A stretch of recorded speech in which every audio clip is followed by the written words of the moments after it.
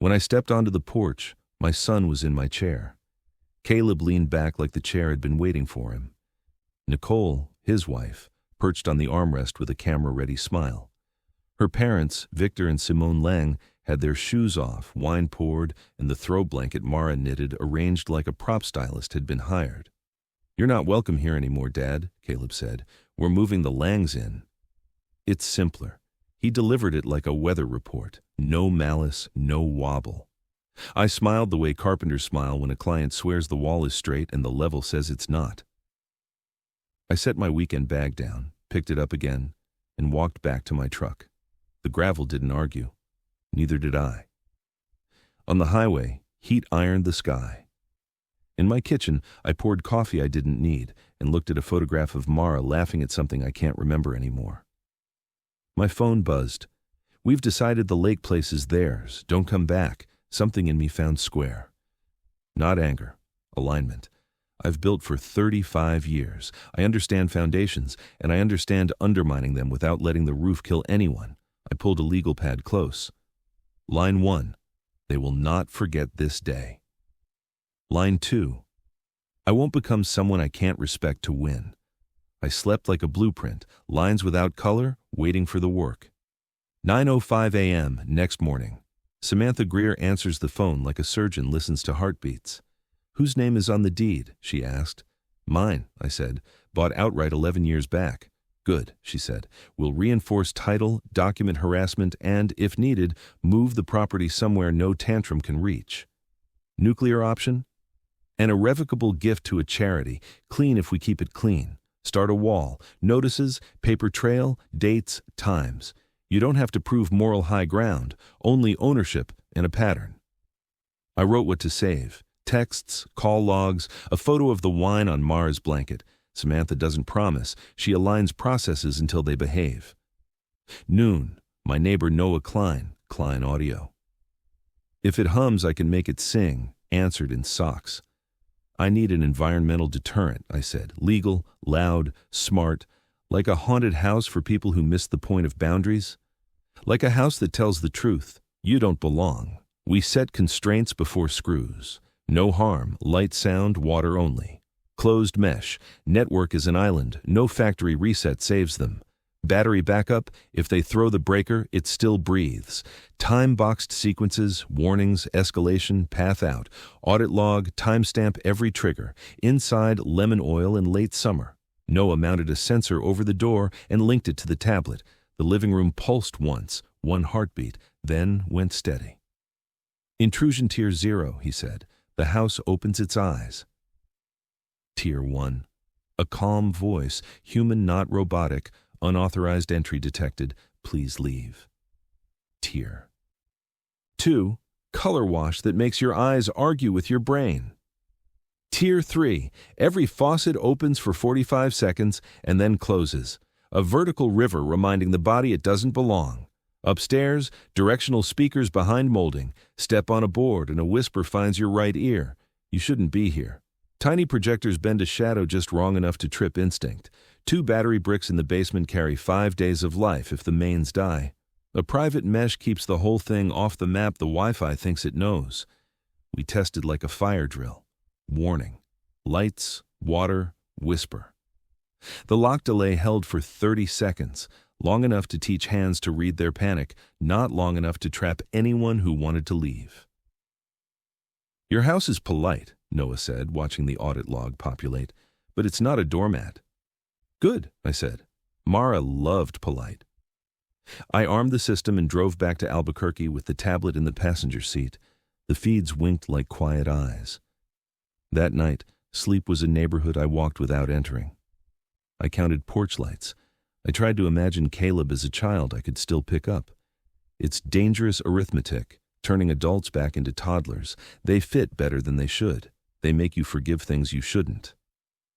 Saturday, 1:42 p.m. Caleb's SUV. Nicole's sunglasses like a crown. The Langs mapped the porch as though they were touring future memories. I didn't trigger anything for 6 hours. Let them nest. Let the wrong story gain weight. At 3:10, Victor opened the pantry. "Good bones in here." At 5:52, Simone folded Mara's blanket and moved it because she thought it belonged elsewhere. At 7:04, Nicole filmed a toast and typed, "Find what you deserve," with a heart that curved my name out of her mouth. At 9:57, the ambient graph dropped. No footfalls, one faucet, the refrigerator hum, a scrape of chair leg. At 10:02, I thumbed the sequence. Unauthorized entry detected. Please leave light strobed. Not nightclub, but rearview mirror crisis. Water roared. The landing grew a pacing shadow you couldn't catch if you looked straight at it. The whisper found Caleb like a hand closing over an old bruise. You shouldn't be here. Nicole yanked the kitchen faucet and swore when the water shut itself off. Victor tried the front lock and swore quieter. Simone said his name twice like it used to open things and didn't anymore. The lock held for 30 seconds, then clicked. They spilled into night air like a flock startled from a tree. At 12:36, blue-white washed across Cedar. Police. 2 officers walked the rooms with professional boredom and body cams. They admired the modern system, jotted a case number, and left with a shrug that made me like them. At 7:06 a.m., my phone rang. "What did you do?" Caleb asked. He didn't say hello. "I was home," I said. "Ask the audit log you don't know exists." "This is harassment." "No," I said, "that was a house choosing itself." He hung up. I made eggs I didn't eat. Tuesday, my doorstep. Nicole. "Give us the lake house or you'll never see us again. No holidays, no future grandkids." There was a year that sentence would have hollowed me out. Grief makes the mind barter. Today, it was data. "I'm keeping what's mine," I said. "You're free to keep yourselves." Caleb stepped forward. Anger had always looked borrowed on him. "We'll sue." Harassment, emotional damage. "Based on what?" I asked. He opened his mouth and realized he had feelings, not facts. They left. The house got bigger without moving an inch. I called Samantha. "Nuclear," I said. "Pick the charity." "Desert Star Recovery," I said. Mara's favorite. Quiet retreats for first responders and veterans who've forgotten how to breathe between calls. Samantha moved like water through filings. Gift deed, compliance affidavit, transfer taxes, donor access clause, honorary, scheduled at the charity's discretion so I could sit with the water when the calendar allowed. "I want it clean," I said. "Clean is all I do," she said. We signed at 2:41. 46 hours later, the deed recorded. Public record said, Desert Star Recovery, Incorporated, owned a cedar-sided house on High Mesa Lake. At 2:17 the next day, Desert Star posted a photo of Donna Ortiz, their director, on the porch with gratitude in her caption. The neighbors texted, "This is right," Caleb called at dusk. "You gave it to strangers." "I gave it to people who need it," I said, "and I kept me." He didn't answer. The silence sounded young. He hung up. Monday, 9:58 a.m., conference room. Samantha at the head, wire-bound neat. Caleb and Nicole taut as wire, the Langs tidy in their outrage. "We're here to resolve this now," Nicole said. "You're here to be informed," Samantha answered. She slid the recorded deed. Owner, Desert Star Recovery Incorporated. Irrevocable, she said. Not the kind of thing you reverse without time travel. Next packet, notice of no trespass for Desert Star's premises, a cease harassment letter for me. Any entry without my written invitation as a listed donor guest would be criminal trespass. Further pressure by text or visit would be litigated. Victor cleared his throat. "We're not monsters. We simply need a place to live." "You needed help," I said. "You planned a theft." There's daylight between those. Samantha set a slim envelope on the table. Relocation assistance routed through Desert Star's housing partner in the Lang's name. Not a lake view. A door that opens on a road you can walk without stealing. Simone stared. "We don't want his charity." "You wanted it when you sat in his chair," Samantha said, not unkindly. Caleb stood. The chair barked. "You destroyed our family." "I enforced a boundary," I said. "Family survives boundaries. It dies without them." He reached for the door, paused without turning. "I keep hearing Mom telling me to be better than this," he said. It didn't get quieter when I pushed. The door opened. The door shut. Paper made the only sound. Samantha stacked documents with the care that looks like affection when it isn't. Wednesday, Cedar Cove Community Hall. Lakefront changes on the agenda. Me, without my name. I sat in back. Leah Doss from the High Mesa Gazette had her notepad ready. A rancher worried about short-term rentals. A retired teacher asked about taxes. A woman in a red scarf said, "What about that donated place? Who gets to use it?" The chair nodded toward me. "Mr. Porter?" "Desert Star runs retreats for first responders and veterans," I said. "I gave the property to them. I kept a donor access clause so I can visit when it's not booked. If you want a villain, I'm dull. If you want to help, they need gravel, light fixtures, and hands who know how to stack firewood." Leah's pen paused. "Why give it away?" "Because I love it," I said, "and I don't want love confused with possession." She asked for a quote. I gave her Mara's line. "Quiet kind of healing."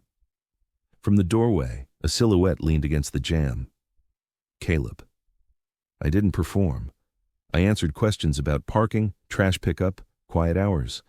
When Leah asked for a photo, I stepped aside and called Dana over. "Put her in the frame," I said. "It's her calendar that matters." Leah raised a brow. "Your son told me you engineered a spectacle." "My son is figuring out who he wants to be," I said. "Please don't use him for copy." Caleb heard that. He left without needing me to see him go. That was enough. The house learns its job. Dana walked me through scheduling and the plain miracles of maintenance, clean filters, sharp knives, an intake form that asks only what it needs. "Boring boundaries," she said. "Make room for interesting healing." Ray Torres arrived first, veteran, posture of a man watched by a memory. He stood at the water with his hands in his pockets until the lake stopped asking questions. He came back at dusk with his son, Mateo. 2 silver arcs, 2 soft plunks. "Daniel Price liked the dumbest music," Ray said finally. Mateo laughed once, sharp, then again, softer. Later that night I heard the boy call him Dad, like the word had taken a long way home. Val, paramedic, sat up at 2:10 a.m., counting doors with her breathing. Dana brought chamomile with a whisper of needles. We cracked a window. The pine slipped in and did its small work. "No dream," Val said at dawn. "I know," Aisha answered, hand on her arm, the simplest metric that matters. Priya and Ken cooked, too much salt. A lime fixed what effort wouldn't. Marcos needed corners bright. Elena wanted evening to be evening. Lamps to half, curtains to the middle, a hallway nightlight. Marcos locked the door and narrated it out loud. He breathed. Easier when he heard himself choose. Noah reclaimed the deterrent hardware. "Teeth go back in the drawer," he said. "Purpose stays." The house didn't need to scare anybody now. It had a job. Storm. A front came in sideways. Power died at 8:13 like someone pinched a wire. The old propane generator coughed and refused to settle. Headlights swung across the pines. Caleb. He held the flashlight in the right place. The oldest father joke finally undone. He cut tape without wasting any. He didn't fix what he didn't understand. We aired the line. The generator shuddered and steadied into a useful hum. Inside, relief made the room warmer than heat. Ray clapped Caleb's shoulder the way men say thank you when they can't find the right size words. Caleb hung his coat by the door, drank water like he'd been thirsty and only just noticed. "Nicole?" I asked, because he's still my son. "She didn't like space," he said. "I'm learning the kind that saves people." "You hungry?" He laughed once, remembered how. "I could eat the generator." We ate stew that tasted better than the ingredients because relief is a spice. In the morning, the storm had lost interest. The couples took a group photo on the porch. No speeches. Faces turned toward a sun that had decided to try again. On the dock, the lake forgot the storm in increments. "I kept wanting the shortcut where love means access," Caleb said. "I'm learning the kind where love means respect." "We did the hard part," I said. "We can do the honest part now." We didn't fix decades in a paragraph. We didn't try.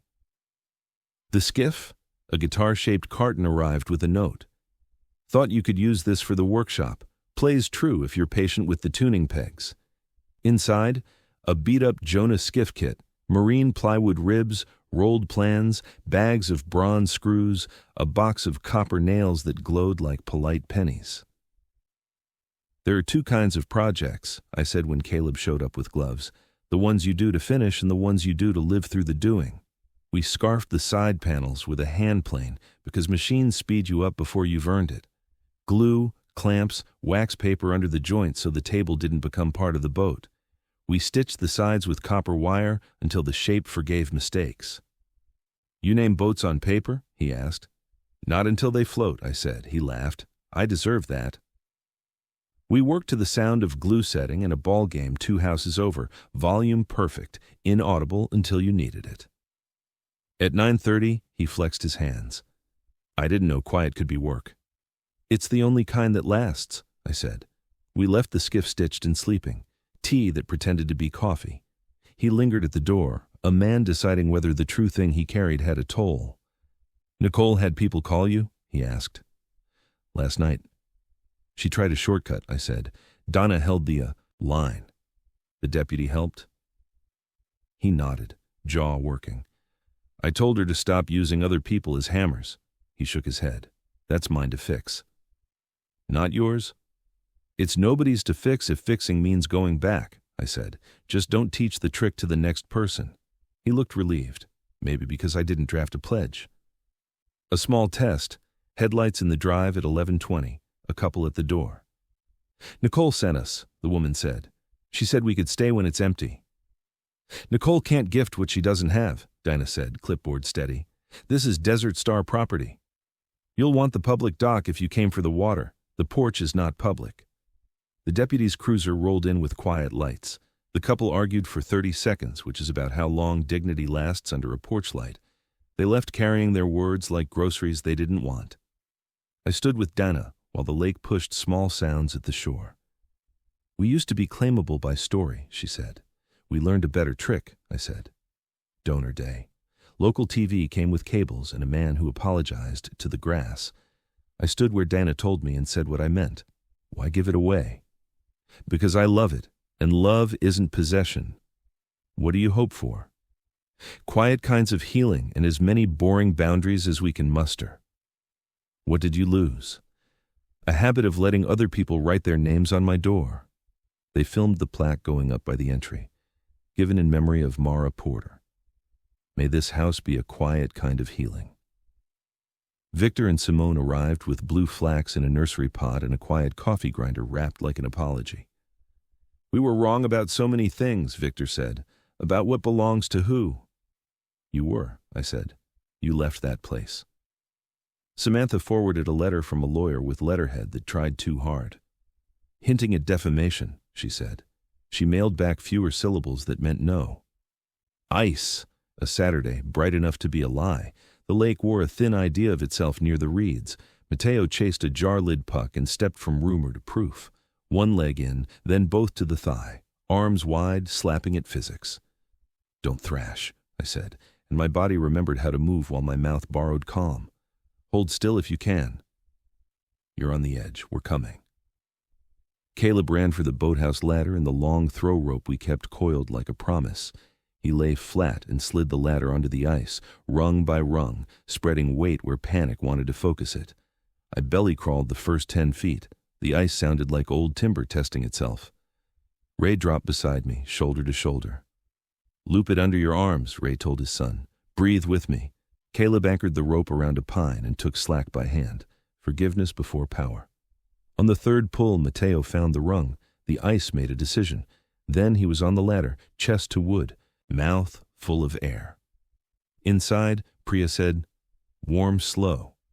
We did. A cap, dry socks, sweet tea. Ray stood outside with his hands on his head, then thanked the rope, the ladder, the pine, the stupid jar lid. The hole glazed over like the lake was embarrassed to have been caught. That night, Caleb touched the rope with 2 fingers. I almost yelled kick harder, he said, like effort is always the way out. Sometimes stillness is, I said. Tools help, he nodded. I want to pay in the same direction, he said later. 3 weekends a year, anonymous scholarships, not through you, through Dana. You're making a promise, I said. Don't make it like a speech, make it like a habit. I already set the transfers up, he said, embarrassed. I just wanted to know if it was a good idea. It's a good idea, I said. Better as a habit. Stop here for now. 1 year will bring launches, repairs, and the kind of quiet you can hear. The skiff will earn a name. A week will arrive where I do nothing and call it work. Some people will learn to leave by using the door. Some will learn to stay without holding the keys.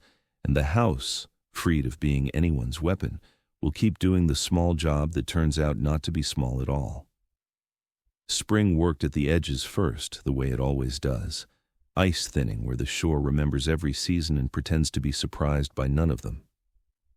In the garage, the skiff waited in a perfume of wood dust and patient glue. Caleb showed up with gloves and the quiet you get when your life is busy learning a new shape. We planned scarf joints slow enough to hear the blade think. We stitched the seams with copper wire until the hull looked like forgiveness. We laid a thin fillet that would never be famous and would never fail. He reached for the drill. "Half trigger," I said. "Let the screw find its own pace." He did. It seated flush. He didn't look over for approval, which made it easier to give. By afternoon, we were sanding a run that only I would notice. He smiled. "Leave it," he said.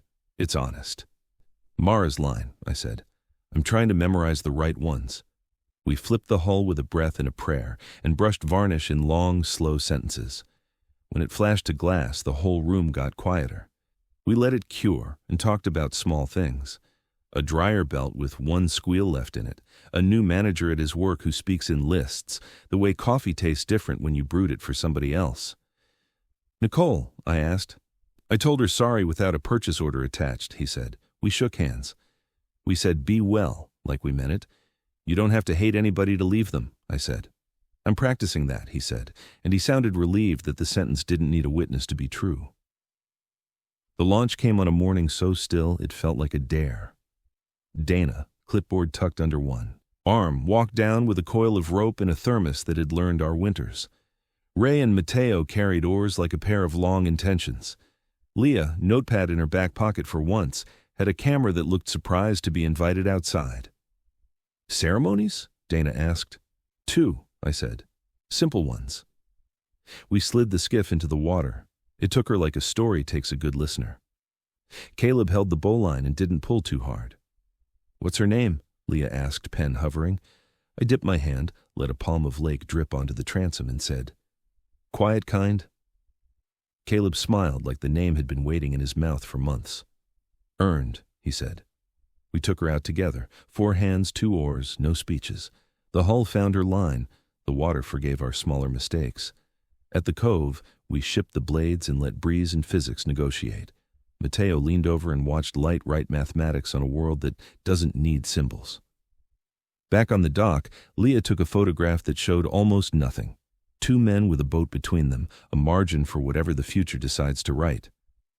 "I'll save it for later," she said, and for once didn't ask for a quote. She already had the only one that mattered, the name on the wood. Desert Star ran a reunion weekend as the calendar turned brave. People came back with the news that matters. Val had slept through 3 thunderstorms and did not apologize for it. Marcos checked the lock once and didn't count it afterward. Elena kissed him for that and then again for no reason. Priya wrote the recipe down and then ignored it on purpose, and both versions worked. Ray brought Mateo in a thrift store tackle box that creaked like a confidence trick. They fished from the dock and practiced being a pair. Donna drew an almost circle with folding chairs. "What did you keep?" she asked. "The morning walk," someone said. "A key hook by the door," another. "Grayscale after 10, a third. Heads nodded at that like church. Caleb stood near the knot circle's edge. When it came to him, he said, "I kept the shelf level," which made 2 people laugh and 1 clap. He let them have the light moment, then added, "I kept the word respect where I can see it." No one asked for footnotes. The house had trained us out of that. Leah's feature ran a week later, a house with a job. She quoted Dana more than me on purpose. She used Mara's line and attributed it right. Quiet kind of healing. The public comments were what public comments are. The private emails weren't. They came from a dispatcher 3 towns over who said she didn't know she was allowed to be tired, from a retired firefighter who wanted to ask for a weekend without using the word deserve, from a nurse who needed a kitchen where her hands didn't have to be fast. Dinah added 3 weekends to the board, then 4. "Boundaries, then chairs," she said, ticking boxes no one ever thinks to. Thanks, Samantha sent a note that lived on the fridge for a month. May your boundaries stay boring and your paperwork elegant. I stuck it with a trout magnet that refuses to lie flat. Victor and Simone began showing up in ways that made sense. A bag of biscotti because it keeps. A blue flax start that liked bad soil. Victor replaced a frayed cord on the living room lamp without turning it into a parable. Simone wiped down a counter she hadn't messed up and called the house she, like the lake would be offended if it were it. We were wrong about so many things, Victor said once on the porch, the good grinder purring in his hands. It turns out help feels different when it isn't stealing. It uses a quieter voice, I said. He nodded and let the sentence sit between us like a tool we might need later. I stopped carrying a toolbox into the house unless Dana asked with her director voice. I started bringing other things, a bag of groceries, an extra hour, a willingness to do nothing that looked useful and discover it was. Sometimes I'd arrive to find a paper on the kitchen table in a dozen handwritings. Thank yous for small mercies, jokes delivered late on purpose, a sketch of the ridge done in ink that didn't mind mistakes. Caleb joined the chores that don't look like chores. He swept a path without being told. He put chairs back where their shadows expected to find them. He asked Dana what needed carrying instead of declaring it. In the pantry, a shelf had developed a tired slouch. He stared at it like a puzzle and said, I can see outcomes. Then he smiled at himself. I just don't want to skip the part where we name the cost. We'll buy level with time, I said. We emptied the shelf and cereal boxes leaned into each other like old men in weather. He cut a new run and didn't hurry the edge. We set it, checked the bubble, and let ordinary success look ordinary. Thanks for letting me help, he said. Thanks for helping, I answered. Both sentences belonged to the room. Not every visitor brought need like a flag. Some carried a smaller ask. A teacher came with a stack of essays, graded none of them, and left them lighter anyway. A 911 operator sat on the steps for an hour and named colors until her brain remembered she lives in a place with more than red and blue. A young EMT walked the shoreline and practiced saying no out loud without adding a paragraph. When she succeeded, she laughed like a hinge that finally caught. The house learned new noises, the tick of a kettle thinking about boiling, the small people make when they remember a smell they trust, the quiet switch of a lock that isn't an alarm anymore, just a full stop at the end of a sentence. Boring boundaries, Dana said, showing me a laminated page, arrival window, quieter hours, a guide that said what to expect and kept its promises. Boring works. It's the only kind that scales, I said, and she laughed at me for sounding like a manual. One afternoon, Leah came by without a notebook, just a portable recorder the size of an apology. 15 minutes, she said, porch only. 3 questions. Dana's rules. She set the device between us like a cooling dish. What changed most? She asked. I did, I said. I learned how to keep love and lose possession. What would you tell a past version of yourself who wanted to win the argument? Don't, I said. Build a door that closes and a bench that waits. What do you want next? A string of ordinary days, I said, and the sense to notice them. She clicked it off and looked out at the water. That'll air clean, she said, and for once I didn't try to polish anything. The scholarship transfers began to land like rain that knows the lay of the ground. Dana didn't name the donor, she didn't have to. Caleb told me once, and then stopped talking about it. Anonymity is still a kind of pride if you make it a story, Dana teased, and he took the teasing like a man who knows a joke is a boundary wearing a ribbon. He ran the county trail in mornings that smelled like damp pine and learned that sweat is a kind of honesty. He'd stop by after, cheeks loud with weather, and drink water with both hands like a person who remembers his body is not a machine you can ignore. He'd bring small reports. Said no to a meeting that started at 7 and pretended it wasn't night. Sat with silence for 10 minutes and didn't dress it up. Called Victor just to ask how the wrench fit on the stuck valve. Once he said, I miss her sometimes, and didn't have to say Nicole for me to hear the name. But mostly I miss the version of me that didn't ask enough questions. Missing him is useful. I want the new one to stick. You're steady, I said. Steady sticks better than fast. He nodded and checked the skiff's lashing without making it look like anxiety. A small test came in the mail. A letter with a seal that tried too hard. hinting at defamation based on words I hadn't said about acts they couldn't prove regarding a house that wasn't mine. Samantha wrote back with fewer syllables that all meant no. She sent me a copy and underlined nothing. "Simple wins court and life," she wrote on a sticky note. I put it with the trout. Another test came after sunset. A sedan idled where the driveway thinks it's anonymous, two silhouettes in a posture that confused certainty with dusk. "Friend of a friend," the man began when Dana opened the door. "We schedule by form, not by friend," she said. "Program participants only. The porch is not public. The shoreline is." He gestured toward the plaque, tried to turn a memorial into a loophole. "We loved her too." "You didn't," Dana said gently. "You loved the idea of showing up where someone else did the work they left within the dignity window. I watched taillights do what taillights do and didn't feel vindicated. Only grateful for a porch light and plain English. We pulled quiet kind up for a coat of care before the heat started making decisions. Caleb ran a hand along the varnish and found the run I'd left on purpose. He didn't mention it. We put her back into the water like placing a comma that had been missing from a thought. On a day that felt like a rehearsal for summer, Leah asked if she could take one picture that showed nothing and everything. We stood on the dock with our backs to her, me, Dana, Noah with a thermos, Ray and Mateo, Val and Aisha, Priya and Ken, Marcos and Elena, Victor and Simone, two dispatchers who didn't want their names loud yet, and three people whose stories I would never need to know to care about their sleep. The lake did its best impression of still. The sky did mercy. Leah clicked once. "You can hear the quiet," she said. Noah came by with a thermos and a grin that meant a circuit behaved the first time. "I miss the haunted house," he said. "You can miss a tool without giving it the job," I said. He looked at the plaque and took a long breath like it had oxygen in it. "You ever think how lucky it is that your best trick turned out not to be the drama, but the door?" "It took a lawyer to teach me that," I said, "and a neighbor with too many sensors." He laughed and poured 2 cups. "That's what neighbors are for," he said. "Too many of something useful." We walked the path and pointed at nothing in particular, which is how men say, "I'm thinking good thoughts at you," without startling them into running off. At the dock, a paper boat had wedged itself between 2 boards, folded with care, edges aligned like someone's hands had been shaking, and they'd decided to slow down anyway. Inside, in block letters, "Thank you for letting my mom sleep. No name, no return address." We put it on the kitchen windowsill where the light learns to forgive at noon. The pantry hinge squeaked. I congratulated it on being alive and left it. Caleb noticed and left it too. That became a small game we played.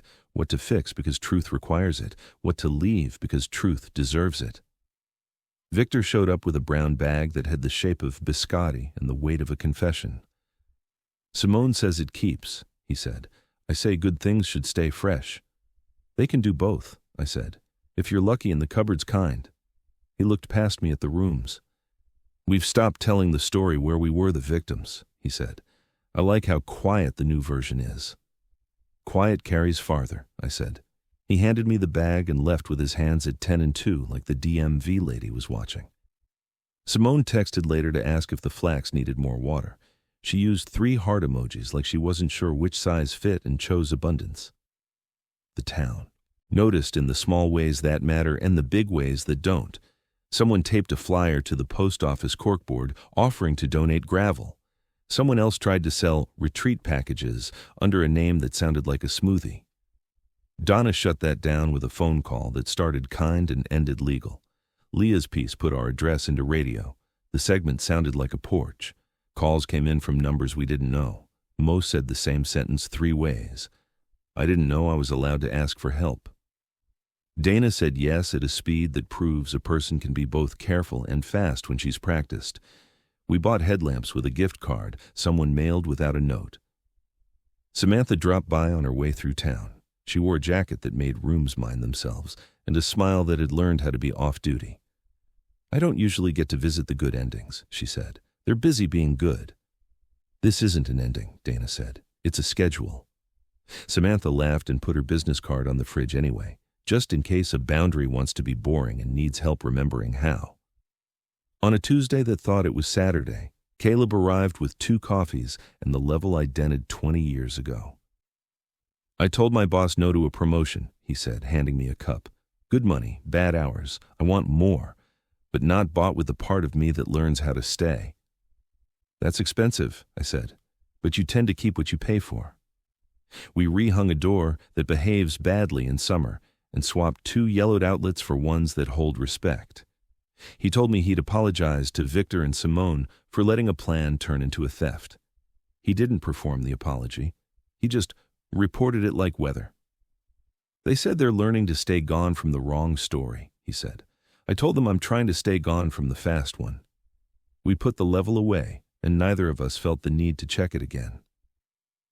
The reunion weekend ended with dishes drying in a pattern that looked like choreography, bowls leaning, plates practicing balance, cups upside down like tents. On the porch, the almost circle spontaneously reformed itself, and someone asked a question that didn't feel like a trap. What did you leave? The second check of the lock, Marco said. The extra paragraph after no, said the EMT. The idea that I had to be useful every minute, said Val, and we clapped for that one like it had run a race on our behalf. Caleb didn't step into the circle. He didn't need to. He said it later while we coiled rope. I left the shortcut where love means access. Good, I said. It keeps sprouting. You'll have to weed it. I like yard work, he said, and the joke landed as something like a promise.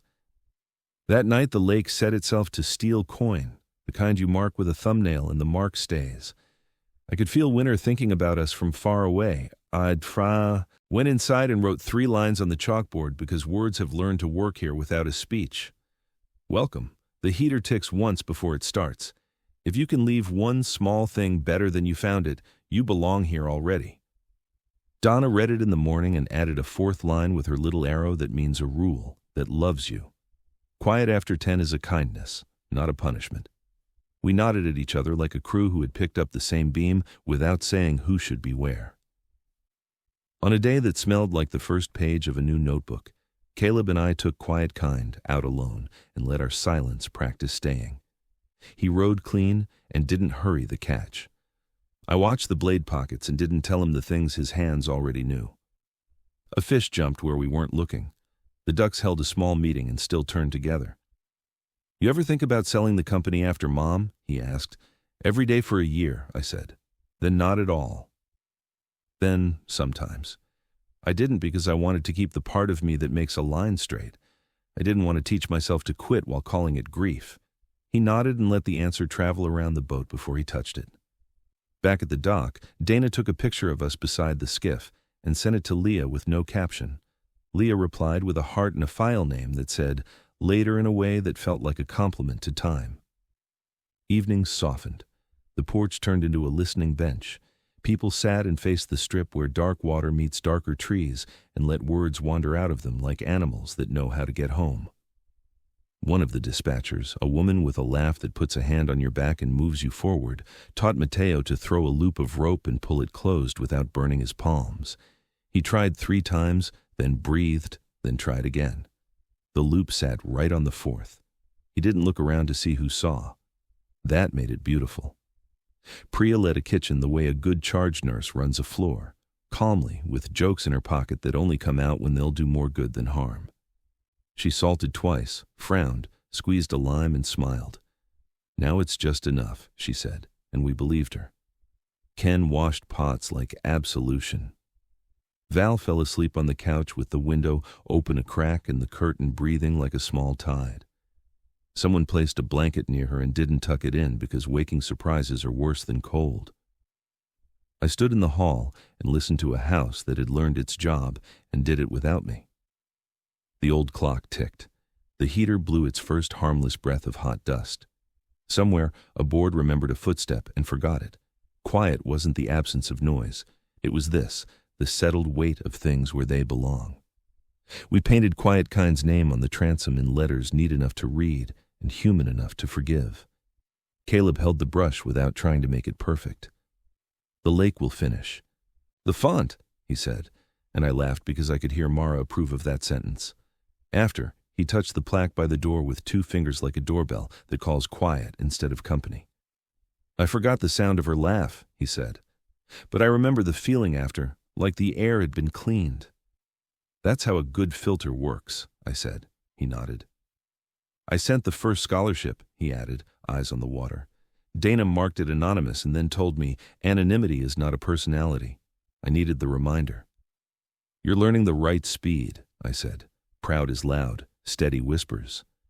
We stood there a while and let the lake answer questions we hadn't asked. When the calendar had more ink than blank, Dana flipped a page and pointed at an empty week. You, she said, aiming her clipboard at me like a wand. Guest, not donor, not handyman. Same rules as everyone else. If something squeaks, congratulate it for being alive. I'll get in trouble, I said, looking at the pantry with my hands already guilty. You'll survive, she said. So will the hinge. I'll put it on the schedule, she added, and the line she drew looked exactly like permission. I didn't know yet that winter would take that week and make it honest. I didn't know about the couple who would arrive under headlights and be turned away by a porch light and a voice that didn't budge. I didn't know about the paper boat that would glow like a lantern for a stranger who wrote it. I only knew this: the house was holding, the lake was working, and my son was steady. Dinah met me at the door with the clipboard that means the rules are about to love you. Guest week, she said. No repairs, no lists. If something squeaks, congratulate it on being alive. She took my keys like a flight attendant who trusts you and still wants to see the buckle click. I nodded and tried to put my hands in my pockets without looking like a man hiding a screwdriver. Day 1. I woke before the sun and didn't wrestle it. Coffee thick enough to remember its origin. The dock wore a skim of mist like a friendly lie. A heron lifted itself from the reeds and went somewhere it always goes and has never been. Quiet Kind nudged her ropes with polite opinions. I eased her out and drew slow figure eights that didn't need to be symmetrical.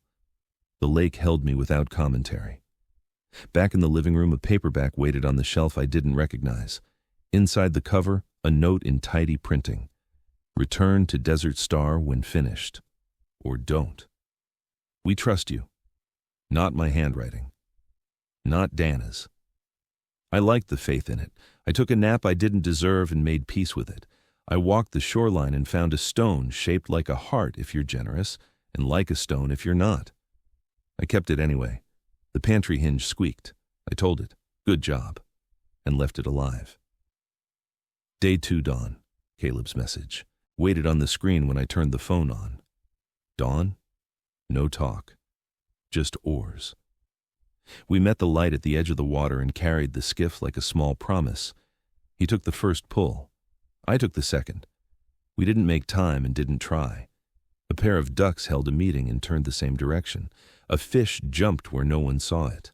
Silence stayed and didn't feel like neglect. At the dock, he tied a proper bowline and didn't ask for the compliment. I like the name more every time, he said, palm on the transom. Quiet Kind looked back at us and agreed. We washed 2 cups and didn't argue about who would dry. Habit, witness, shoulder, the trifecta that keeps a house upright. Day 2, afternoon. The dispatcher group returned to cook their way out of their phones. Priya opened a bag with spices that smelled like a house that survived. Ken handled a pan like an instrument. Marcos negotiated with light. Elena let evening be evening. Too much salt, Priya said, tasting the sauce. She cut a lime and coaxed the balance. Now it's just enough. When someone asked for the recipe, she said she'd write it down later, and we believed her, and also knew the best part wouldn't fit on paper. Val napped on the couch with the window cracked. The curtain breathed like a small tide. No one tucked the blanket. Startle is worse than cold. I stood in the hallway, useless in the right way, and listened to the house do its job without me. Day 3 porch. Leah arrived with a portable recorder the size of a wallet and Dinah's permission slip. 15 minutes, porch only, 3 questions, then a cookie and go home. What changed most? She asked. I did, I said. I learned to keep love and lose possession. What would you tell a past version of yourself who wanted to win the argument? Don't, I said. Build a door that closes and a bench that waits. What do you want next? A string of ordinary days, I said, and the sense to notice them. She clicked it off. That'll air clean, she said, and ate a cookie like it had laws. Day 3, dusk. Nicole stood near the parking area with her hands in her coat pockets in posture that knew about consequences. I'm not here to stay, she said. I know the rules now. Good, I said. They're kind when you let them be. She looked past me at the water and then at the plaque by the door. I was worse than I've said, she admitted. Shortcuts make me feel smart. Until the bill. She didn't cry. I didn't ask her to. She didn't hand me a script. I'm moving, she said. New city. Different weather. I wanted to see the place I tried to take, to know why it felt important. It wasn't the house, I said. It was what you thought it could fix. Maybe it still could, she said. It does, I said, and left her to the view. Some lessons arrive on their own legs. Day 4. A small radio in a kitchen 3 towns over said our porch out loud. Leah's segment aired between the weather and a farm report and somehow sounded like pine and warm mugs. Dana's phone filled up with the kind of messages that don't ask for proof. She wrote back yes at a practice speed and then made a spreadsheet because love needs columns. Later I walked the ridge and let the pines teach me patience in a dialect I don't speak well yet. At the overlook, the lake looked like an idea we'd agreed on. Day 5. Noon. Victor and Simone came with a bag that had the shape of biscotti and the weight of an apology that doesn't need a label. Victor set the quiet grinder on the counter and looked surprised when it behaved. We're learning to stay gone from the wrong story, he said. It's harder than I thought. It makes better mornings, I said. Simone planted another blue flax near the steps and told it something in French that sounded like permission. We ate soup with too much clove and decided clove has seniority in winter. Caleb stopped by with a level and left it in the closet without reaching for it once. That felt like a new muscle remembering itself. Day 6. Late. Headlights in the drive. A sedan idled near the steps like confusion could be fuel. 2 figures at the door. Donna stood on the porch with her clipboard, the law that fits in a hand. Evening, she said. Program guests only. Calendar is full. The shoreline is public. This porch is not. Nicole said, the woman started. Nicole can't gift what she doesn't have, Donna said steady. You'll want the public dock if you came for the water. You can't sleep here. A cruiser rolled in with quiet lights. The deputy knew our address. He pointed at the road with a voice like a map. The couple argued for 30 seconds, which is the dignity window under a porch light. They left carrying their words like groceries they didn't want. Dana exhaled. Happens sometimes, she said. A cousin of a friend, a co-worker's neighbor. They think story outranks schedule. It used to, I said. We promoted schedule. We locked the door. The lake pushed small sounds against the shore like a steady hand. Day 7. Dana handed me a clean pillowcase and a grin. You made it, she said. 7 days, no tools. I cheated in my head, I said. Your head is between you and your head, she said. The house is happy. I folded the quilt the way Mara taught me, corners to corners, palms flat, gratitude in the fabric. I vacuumed the hall because thank you sweep. I set the hardish stone on the dock post where the noon sun keeps an appointment. I left my guest key on the table with a note. Thank you for the week. The pantry hinge still squeaks. I'm letting it. It's honest. I drove south on a road that knows my name and doesn't need me to prove it. Wintering. Snow arrived like a decision. Not a dusting. A vote. We slung Quiet Kind to the rafters with 2 wide straps until she looked like a wintering animal. Caleb took a photo and didn't post it. Some images your life keeps for itself. A fox rode a straight line across the cove. Physics held. It always does until it doesn't. We put up signs anyway. Ice is a rumor until you measure it. Samantha mailed a card that said, May your boundaries stay boring and your paperwork elegant. I stuck it to the fridge with a trout magnet that insists on being crooked. I smiled every time I read it. The town did what towns do when cold tightens everything. Cocoa and paper cups, small errands in pairs, plows seen and unseen. Desert Star held a knot party on purpose. No tree, no carols, just mugs and laughter that gives you back your shoulders. Victor and Simone brought biscotti again and a jam that refused to be quiet on bread. Leah showed up with a loaf she called a failure, and wasn't. Ray and Mateo stacked wood like choreography. Priya's pot fogged the windows with cardamom and the memory of kitchens that outlast. Marcos checked the locks once and announced it softly. Elena smiled at him like a bonus sunrise. Val wore a scarf the color of a good morning and didn't sit facing the door. Nicole stepped in with snow on her cuffs and a bottle she called a peace offering.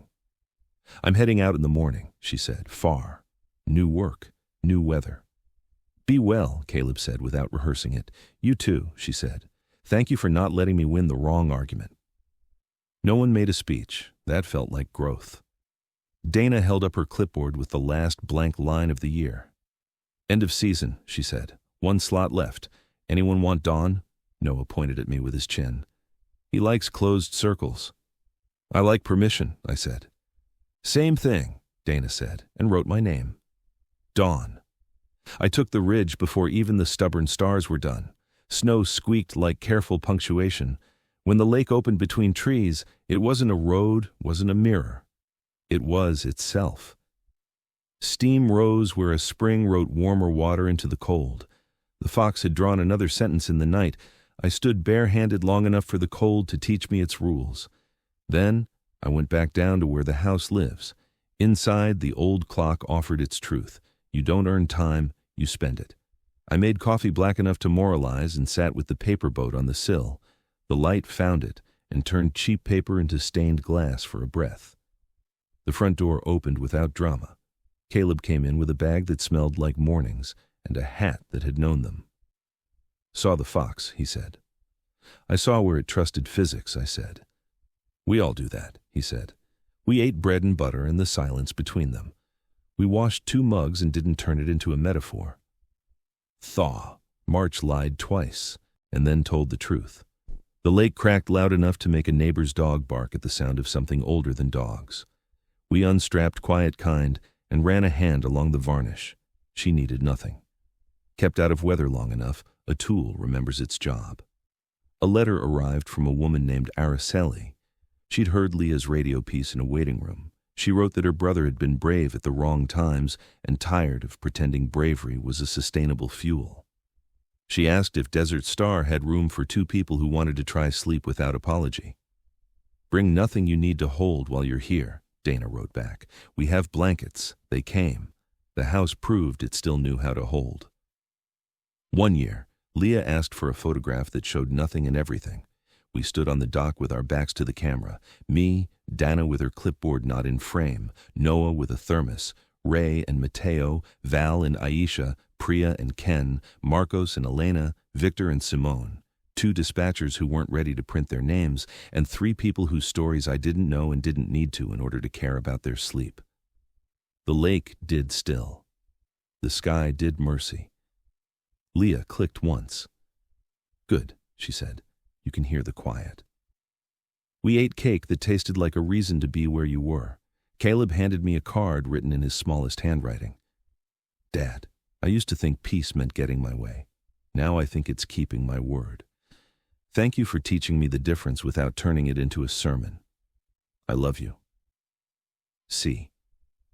I read it twice and put it in my pocket and didn't try to improve it with words. After the plates leaned against the sink like dominoes ready to forgive collapse, I sat alone on the steps. The plaque to my left, the skiff at my feet, the house holding behind me, the lake out in front with its work. I said Mara's name and didn't wait for an answer. If there was one, it moved in the slight wind that told the water its job again. Inside, the kitchen chalkboard waited for the next group. I wrote 3 lines. "Welcome." The heater ticks once before it starts. The skiff is named Quiet Kind. If you can leave one small thing better than you found it, you belong here already. Donna added a 4th with her arrow that points people toward rest. Quiet after 10 is a kindness, not a punishment. We looked at the sentences and let them be enough. Long close, a year isn't a bow, it's a ledger. In mine, the credits were boring and therefore good. Boring paperwork, boring locks, boring lists that turned into days people survived and sometimes liked. Somewhere in there, a son kept a habit, a house kept its job, and a man who used to confuse love with possession learned to put a key on a hook and walk away. I didn't keep the house. I kept me. I kept the part of Mara that knew how to set a table and say, "Leave the ding in the doorframe." It's honest. I kept the thread that ties help to humility and makes both stronger. On a morning that had the decency to be ordinary, I took quiet kind out alone, shipped the oars at the cove, and let drift do math my arms didn't need to. The shore sat where it always sits. The water wore the wind it got. A duck decided something and kept it to itself. I thought about doors and windows, and how many of the strongest ones close softly and stay closed. When I came back in, the pantry hinge squeaked. I congratulated it on being alive. If this held you, even the rough water, subscribe so you don't miss the next one, and tell me where you're listening from. I like watching the map fill in. And if someone you love needs permission to build a boundary and keep it, send this along. Sometimes the best way a window opens is when a door closes, quietly, on purpose.